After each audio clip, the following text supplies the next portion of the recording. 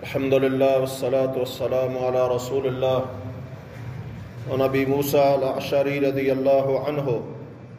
عن النبي صلى الله عليه وسلم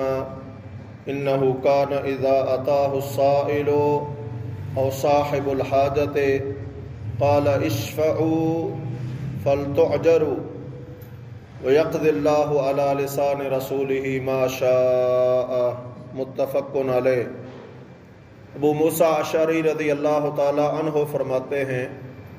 کہ نبی کریم صلی اللہ علیہ وسلم کے پاس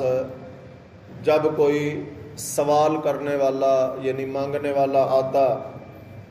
یا کوئی ضرورت مند آتا تو آپ فرمایا کرتے تھے اشفعوا، اس کے لیے سفارش کرو، فلتؤجروا،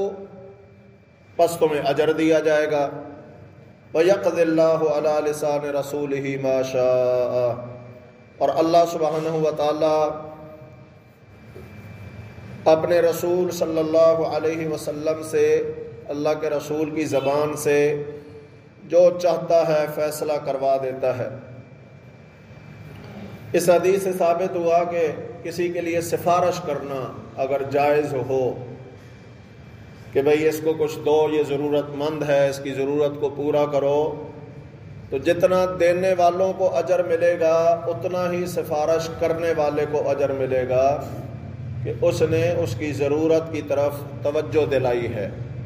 یہ حدیث صحیح بخاری اور مسلم کے اندر ہے۔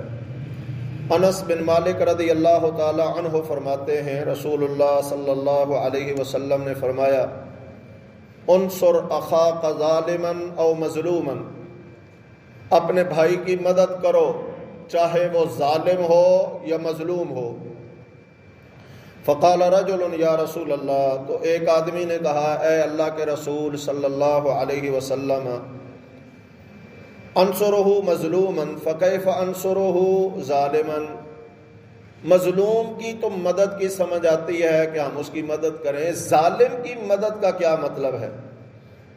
تو قال، آپ صلی اللہ علیہ وسلم نے فرمایا تمنعہ من الظلم فذلک نصرک ایاہ، کسی کو ظلم سے روک لینا یہ اس کے لیے مدد ہے۔ ظالم کی مدد یہ ہے کہ اسے ظلم کرنے سے روکا جائے، سے نصیحت کی جائے۔ یہ حدیث بھی صحیح بخاری اور مسلم کے اندر ہے۔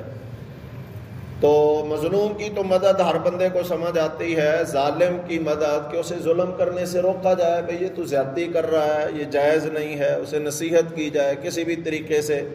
اور بعض جگہ پر یہ ہوتا ہے کہ کسی کا دباؤ کام کر جاتا ہے تو اسے وہاں دباؤ دینا چاہیے کہ بھئی تو اس کام سے، اس حرکت سے باز آ جا۔ تو اگر وہ اس زیادتی ظلم سے باز آ جائے گا تو انشاءاللہ اس روکنے والے کو بھی اجر ملے گا۔